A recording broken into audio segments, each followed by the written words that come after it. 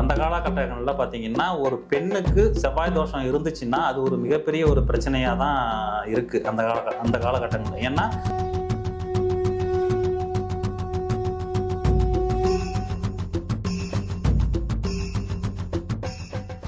இப்ப நெறைய பேர் செவ்வாய் தோஷம் இருந்தா திருமணம் நடக்குமா? ஐயோ! செவ்வாய் தோஷம் இருக்கு அப்படின்னு பயப்படுறாங்க. அது பயப்பட தேவையே இல்ல. ஏன்னா செவ்வாய் தோஷம்ன்றது பார்த்தீங்கன்னா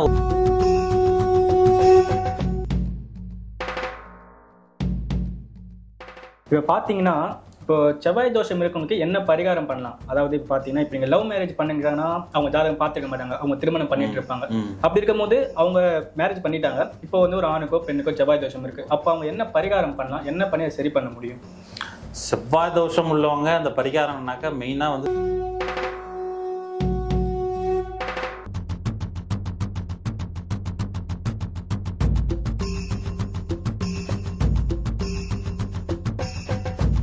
ஆதேஷ் ஆன்மீக சேனல் நேயர்களுக்கு வணக்கம். நம்ம சேனலில் பார்த்தீங்கன்னா ஜோதிட ரீதியாகவும் ஆன்மீக ரீதியாகவும் ராசி பலன் ரீதியாகவும் நிறைய வீடியோக்கள் போட்டுட்ருக்கோம்.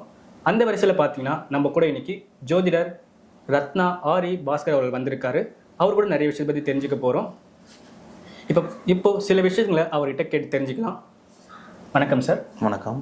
நீங்கள் இந்த ஜோதிட பிரிவில் என்னென்ன வகைகளை கற்றுருக்கீங்க? ஏன்னா நிறைய வகைகள் இருக்குது. நீங்கள் எதை பற்றி கற்றுருக்கீங்க? அதை பற்றி கொஞ்சம் சில விஷயம் சொல்லுங்கள். ஜோதிடத்தில் பார்த்தீங்கன்னா நிறைய பிரிவுகள் இருக்குது. ஆனால் பேசிக் பார்த்தீங்கன்னா அடிப்படை வந்து பராசர முறை.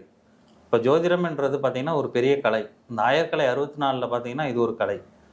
அப்போ இதை வந்து கற்றுக்கணுன்னா அந்த ஜாதக அமைப்பு இருக்கணும். அப்போ இதில் வந்து பிரிவு வந்து ஏகப்பட்ட பிரிவு இருக்குது. அது வந்து பார்த்தீங்கன்னா நாடி ஜோதிடம், பிருகுநந்தி நாடி ஜோதிடம், அதுக்கப்புறம் பார்த்தீங்கன்னா ஜாமக்கோல், வெத்தலை பிரசன்னம், சோழி பிரசன்னம், அஷ்டமங்கல பிரசன்னம், இது ஏகப்பட்ட பிரிவு இருக்குது. ஸோ இதை வந்து நான் இது எல்லாமே கற்றுட்ருக்கேன்.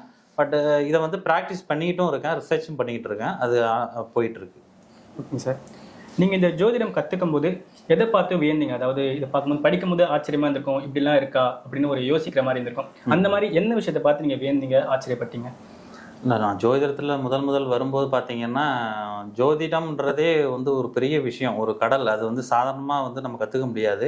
பட் அதில் வந்து நான் கற்றுக்கிட்டு வியந்த விஷயம்னா அந்த நவகிரகங்களை பற்றி. இந்த நவகிரகங்கள் வந்து ஒரு மனிதனுடைய வாழ்க்கையில் எவ்வளோ தாக்கத்தை கொடுக்குது அப்படின்றத நான் இதில் வந்து தெரிஞ்சுக்கிட்டேன். நவகிரகங்கள் வந்து என்ன பண்ணுது, அப்போ வந்து ஒரு ஒரு மனிதனுடைய வாழ்க்கையில் நவகிரகங்கள் எப்படி ஒரு முக்கியமான அங்கம் வகிக்குதுன்றதை நான் தெரிஞ்சுக்கிட்டேன். இப்போ ஒரு பிரச்சனை நடக்குதுன்னா அந்த பிரச்சனை ஏன் நடக்குது, ஒரு நல்லது நடக்குதுன்னா ஏன் நடக்குதுன்றத நவகிரகங்களை வச்சு நம்ம கண்டுபிடிக்க முடியும். அப்போ அந்த விஷயங்களை பார்க்கும்போது எனக்கு ரொம்ப ஆச்சரியமாக இருந்தது. நவகிரகங்களை வச்சு இவ்வளோ விஷயங்கள் வந்து நம்ம கண்டுபிடிக்க முடியுமா, ஜோதிடத்தில் இவ்வளோ விஷயம் இருக்கான்றத எனக்கு ரொம்ப ஆச்சரியமாக பிரமிப்பாகவும் இருந்தது ஃபஸ்ட்டு படிக்கும்போது. ஏன்னா ஒரு பேசிக் பார்த்தீங்கன்னா பேசிக் படிக்கும்போதே எனக்கு ஜோதிடத்தில் உள்ள அத்தனை விஷயங்களும் ஒரு புரிதல் வந்து வந்தது. அது வந்து ஒரு கடவுளுடைய அனுகிரகம் தான், இல்லை ஒரு பிரபஞ்சத்தோட ஒரு சக்தின்னு தான் நான் நினைக்கிறேன். பட் நான் வாழ்ந்த காலங்களில் இதுக்கு முன்னாடி பார்த்தீங்கன்னா நிறைய விஷயங்கள் எடுத்து பண்ணும்போது சில விஷயங்கள் நடக்கும், நடக்காது. அப்போ நான் யோசிப்பேன், ஏன் இந்த விஷயம் நடக்கலை, இவ்வளோ எஃபோர்ட் போட்டு நம்ம பண்ணோம், நடக்கலை அப்படின்னு யோசிப்பேன்.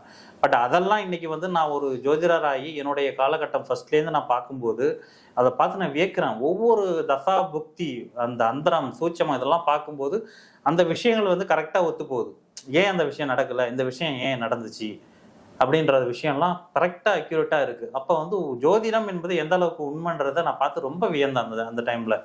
அப்போ ஜோதிடம் இல்லைன்றவங்கலாம் வந்து எப்படி இல்லைன்னு சொல்கிறாங்க அப்படின்றது எனக்கு ஆச்சரியமாக இருக்குது. அந்த அளவுக்கு வந்து ஜோதிடம் வந்து ஒரு மிகப்பெரிய விஷயம். நான் அதை வந்து ரொம்ப பிரம்மாண்டமாக ஒரு வியந்த நாட்கள்லாம் இருக்குது. ஓகே சார், ரொம்ப நன்றி. சப்ஸ்கிரைபர்ஸ் பார்த்தீங்கன்னா நிறைய கொஸ்டின் கேட்டிருக்காங்க. அதாவது செவ்வாய் தோஷம்னா என்ன, செவ்வாய் தோஷம் வந்தால் திருமணம் நடக்குமா நடக்காதா, இந்த மாதிரி நிறைய விதமான டவுட்ஸ் அவங்களுக்கு இருக்கு. நிறைய கொஸ்டின் வந்து கமெண்ட் பண்ணியிருக்காங்க. அதுல சில கொஸ்டின் அவங்ககிட்ட கேட்கறேன். நீங்க அதுக்கேற்ற மாதிரி என்ன பலனோ என்ன நடக்குமோ அப்படின்னு சொல்லுங்க. ஃபர்ஸ்ட் பார்த்தீங்கன்னா செவ்வாய் தோஷம்னா என்ன சார்? செவ்வாய் தோஷம்ன்றது பார்த்தீங்கன்னா நிறைய பேர் பார்த்தீங்கன்னா அதை ஓப்பனாக சொல்ல மாட்டாங்க. ஏன்னா செவ்வாய் தோஷம்ன்றது ஒன்றுமே கிடையாதுங்க. அந்த காலகட்டங்களில் பார்த்தீங்கன்னா ஒரு பெண்ணுக்கு செவ்வாய் தோஷம் இருந்துச்சுன்னா அது ஒரு மிகப்பெரிய ஒரு பிரச்சனையாக தான் இருக்குது அந்த காலகட்டங்களில். ஏன்னா செவ்வாய் தோஷம்ன்றது, செவ்வாய்ன்றது வந்து ஒரு எப்படி சொல்கிறது, உடல் வலிமை கொண்ட ஒரு கிரகம். செவ்வாய் வந்து ஒரு போர் கிரகம். அதாவது எப்படின்னா செவ்வாய் வந்து உடல் வலிமையால் யாரையும் ஜெயிக்கக்கூடியவர். அப்போ அந்த அளவுக்கு அந்த உடல் பலம் இருக்கும். அப்போ செவ்வாய் தோஷம் உள்ள ஒரு பெண்ணோ ஆணோ அவங்களுக்கு பார்த்தீங்கன்னா உடல் வலிமை வந்து அதிகமாக இருக்கும். அப்போ வலிமை அதிகமாக இருக்கும்போது அவங்களோட செயல் வந்து பார்த்தீங்கன்னா அதாவது ரொம்ப ஃபாஸ்ட்டாக இருக்கும். ஒரு விஷயத்த பண்ணணும்னா செவ்வாய் யாரெல்லாம் செவ்வாய் உச்சமாக இருக்குதோ ஆட்சியாக இருக்குதோ செவ்வாய் வலிமை பெற்றிருக்காங்களோ அவங்கள்ட்ட ஒரு விஷயத்த கொடுத்தீங்கன்னா டக்கு டக்கு டக்குன்னு முடிச்சுட்டு போயிட்டே இருப்பாங்க. ஸோ இதுதான் செவ்வாய் தோஷம்ன்றது என்னன்னாக்கா அவங்க செவ்வாய் வந்து வலிமையாக இருக்கும் அவங்களுக்கு. ஸோ அப்போ அந்த செவ்வாய் வந்து எப்போ வலிமையாக இருக்கும்? ஒரு ஜாதகத்தில் வந்து 2, 4, 7, 8, 12 இந்த இடங்களில் செவ்வாய் இருந்ததுன்னா செவ்வாய் தோஷம். ஆக்சுவலாக தோஷம்னு சொல்கிறாங்க, அது யோகம் தான் சொல்லணும்.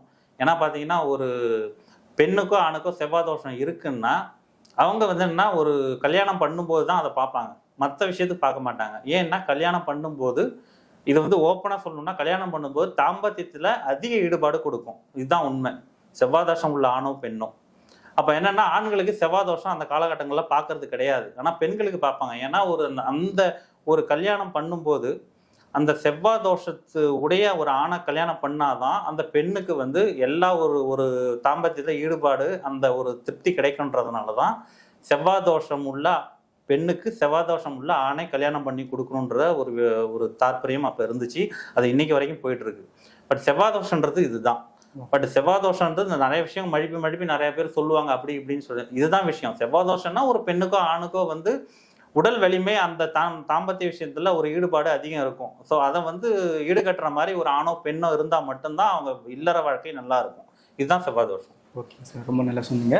ஸோ செகண்ட் கொஸ்டின் பார்த்தீங்கன்னா செவ்வாய் தோஷம்னா என்னன்னு தெரியாமல் இருக்காங்க. இப்போ என்னன்னா திருமணம் நடக்குமா நடக்காதா? செவ்வாய் தோஷம் இருக்குன்னா எனக்கு திருமணம் நடக்குமா, எனக்கு செவ்வாய் தோஷம் இருக்க பொண்ணு தான் பார்க்கணுமா இல்லை பையன் தான் பார்க்கணுமா அப்படின்னு நிறைய டவுட்ஸ் இருக்கு. திருமணம் நடக்குமா நடக்காதா அப்படின்னு ஒரு டவுட்ஸ் நிறைய பேருக்கு இருக்கு. ஸோ அதை பற்றி சொல்லுங்க சார். இப்போ நிறைய பேர் செவ்வாய் தோஷம் தான் திருமணம் நடக்குமா, ஐயோ செவ்வாய் தோஷம் இருக்கு அப்படின்னு பயப்படுறாங்க. அது பயப்பட தேவையே இல்லை. ஏன்னா செவ்வாய் தோஷம்ன்றது பார்த்தீங்கன்னா ஒரு பெரிய விஷயமே கிடையாது. ஏன்னா சில பேர் பார்த்தீங்கன்னா இப்போ குருவோட நட்சத்திரத்துலையோ இல்லை வந்து சனியோட நட்சத்திரத்துலையோ இல்லை புதனோட நட்சத்திரத்துலையோ பிறந்திருப்பாங்க. ஏன்னா அவங்களுக்கு செவ்வாய் தசையே வரப்போறது இல்லை. அதை பற்றி அவங்க பயப்படவும் தேவையில்லை. ஏன்னா செவ்வாய் தோஷம்ன்றது எப்போ வேலை பார்க்கும்? அந்த செவ்வாய் தசா புக்தி அந்த தசா வரும்போது தான் அதனுடைய பாதிப்பை கொடுக்கும். அதனால செவ்வாய் தோஷம்ன்றது மேக்சிமம் அந்த புத்தி தசை வருதுன்னா அதுக்கேற்ற மாதிரி ஒரு ஆணையோ பெண்ணையோ இணைக்கும் போது அந்த பிரச்சனையே சரி பண்ணிடலாம். பட் வந்து அது வரவே போறதில்ல. அந்த ஒரு ஜாதகருக்கு செவ்வாய் தசையே வரலன்னா பயப்பட தேவையில்லை. அவனுக்கு 60-70 வயசுல செவ்வாய் தசை வருதுன்னா அவன் எதை பற்றியும் பயப்பட தேவையில்லை. ஏன்னா அதுக்கப்புறம் அவன் வாழ்க்கையை முடிச்சிடறான். அதுக்கப்புறம் செவ்வாய் தசை வந்தா என்ன வரலன்னா என்ன, அதை பற்றி பயப்பட தேவையில்லை. ஸோ செவ்வாய் தசை இருக்கிறவங்க நீங்கள் யாருமே பயப்பட வேணாம்.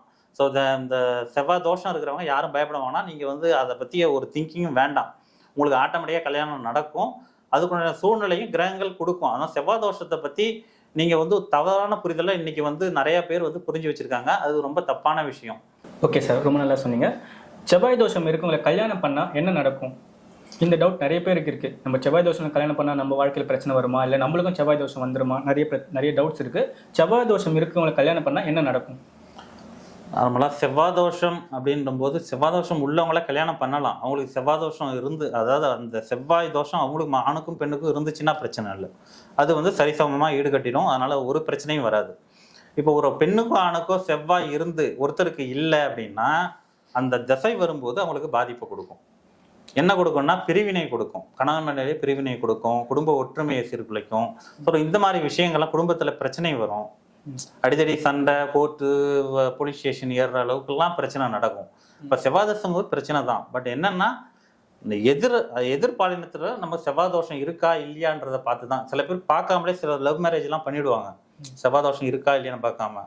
ஸோ அந்த லவ் மேரேஜுக்கு நிறைய பேர் ஜாதகம் பார்க்க வேணாம்னு சொல்கிறாங்க. பட் அது நீங்கள் பார்க்காம பண்ணாலும் செவ்வாய் தோஷம் கண்டிப்பாக வேலை பார்க்கும். உங்களுக்கு அந்த 2, 4, 7, 8, 12 இருக்கும்போது கண்டிப்பாக அதனுடைய தாக்கத்தை கொடுத்தே தீரும். அப்போ சரி கட்டணும்னா உங்களுக்கு செவ்வாய் தோஷம் உள்ள ஆணோ பெண்ணோ அந்த இணைவு இருந்தால் மட்டும்தான் அதனுடைய பாதிப்பு இருக்காது. இல்லைன்னா பெரிய பிரச்சனையில் கொண்டு போய் விடும். ஓகேங்க சார். இப்போ பார்த்தீங்கன்னா இப்போ செவ்வாய் தோஷம் இருக்கவங்களுக்கு என்ன பரிகாரம் பண்ணலாம்? அதாவது இப்போ பார்த்தீங்கன்னா இப்போ நீங்கள் லவ் மேரேஜ் பண்ணுங்கன்னா அவங்க ஜாதகம் பார்த்துக்க மாட்டாங்க, அவங்க திருமணம் பண்ணிட்டு இருப்பாங்க. அப்படி இருக்கும்போது அவங்க மேரேஜ் பண்ணிட்டாங்க, இப்போ வந்து ஒரு ஆணுக்கோ பெண்ணுக்கோ செவ்வாய் தோஷம் இருக்கு. அப்போ அவங்க என்ன பரிகாரம் பண்ணலாம், என்ன பண்ணி அதை சரி பண்ண முடியும்? செவ்வாய் தோஷம் உள்ளவங்க அந்த பரிகாரம்னாக்கா மெயினாக வந்து செவ்வாய்க்கு அதிபதி முருகன். முருகனை வழிபடுறது மிக மிக சிறந்தது. சஷ்டியில் வந்து விரதம் இருக்கிறது. முருகருக்கு டெய்லி வந்து பக்கத்தில் ஒரு முருகன் கோயில், உங்கள் வீட்டு பக்கத்துலேயே ஒரு முருகன் கோயில் இருக்குன்னா அங்கே போய் முருகரை நீங்கள் வந்து டெய்லி வழிபடும் போது அதனுடைய தாக்கம் வந்து குறையும். ஏன்னா இது வந்து செவ்வாய்க்கு அதிபதி முருகர் தான். ஸோ அவர் வழிபடும் போது இந்த பிரச்சனைகள் தீரும். அது இல்லாமல் பார்த்தீங்கன்னா உங்களுக்கு செவ்வாய் தோஷத்திற்கான சில விஷயங்களும் இருக்குது, ஒரு சூட்சமாக வழியும். இப்போ செவ்வாய்க்கு வந்து நீங்கள் வந்து பார்த்தீங்கன்னா இப்போ ரத்த தானம் பண்ணுறது, 6 மாதத்துக்கு ஒரு தடவை ரத்த தானம் பண்ணுறது, இந்த மாதிரி பண்ணும்போது அந்த பிரச்சனைகள்லாம் உங்களுக்கு கொடுக்காது, குடும்பத்தில் அந்த தாக்கத்தை கொடுக்காது. ஸோ இந்த போலீஸு, இராணுவப்படை இந்த மாதிரி சேர்ந்தவங்களாம் எல்லாருமே செவ்வாயோட ஆதிக்கம் மிக்கவர்கள். ஸோ அவங்களுக்கு நீங்கள் ஹெல்ப் பண்ணலாம். ஸோ அவங்களுக்கு உதவிகள் பண்ண. இப்போ ரோட்லேயே போயிட்டு இருக்கீங்க, ஒரு போலீஸ் வந்து டிராஃபிக் போலீஸ் இருக்காரு, அவருக்கு நீங்கள் ஒரு வாட்டர் பாட்டில் வாங்கி கொடுக்கலாம். அதெல்லாம் உங்களுக்கு வந்து செவ்வாய் தோஷத்தை உங்களுக்கு வந்து கட்டுப்படுத்தும். இந்த மாதிரி செவ்வாய் சார்ந்த காரத்துவ யாரெல்லாம் இருக்காங்களோ அதை வந்து நீங்கள் அவங்களுக்கு ஹெல்ப் பண்ணும்போது அதனுடைய தாக்கம் உங்களுக்கு குறையும். ப்ளஸ் வந்து தெய்வ வழிபாடு ரொம்ப ரொம்ப முக்கியம். நேர்களை இப்போ பார்த்தீங்கன்னா செவ்வாய் தோஷத்தை பற்றி நல்ல விளக்கம் கொடுத்தாரு நம்மளோட ஜோதிடர் ரத்னா ஆரி பாஸ்கர் அவர்கள். உங்களுக்கு செவ்வாய் தோஷத்தை பற்றியோ இல்லை மற்ற வேறு எதனா விஷயத்தை பற்றியோ உங்களுக்கு டவுட்ஸ் இருந்தால் நீங்கள் கமெண்ட் பண்ணுங்கள். கமெண்ட் பண்ணிங்கன்னா அடுத்தடுத்த வீடியோக்களை அதை பற்றி நம்ம பார்க்கலாம். மறக்காமல் நம்ம சேனலை சப்ஸ்கிரைப் பண்ணிக்கங்க. அதே மாதிரி கமெண்ட் பண்ணுங்கள், உங்களோட ஃப்ரெண்ட்ஸுக்கோ உங்கள் ஃபேமிலி மெம்பர்ஸ்க்கோ ஷேர் பண்ணுங்கள். அப்போ தான் அடுத்தடுத்த வீடியோ உங்களுக்கு வந்து சேரும். உங்களுக்கு நன்றி, வணக்கம்.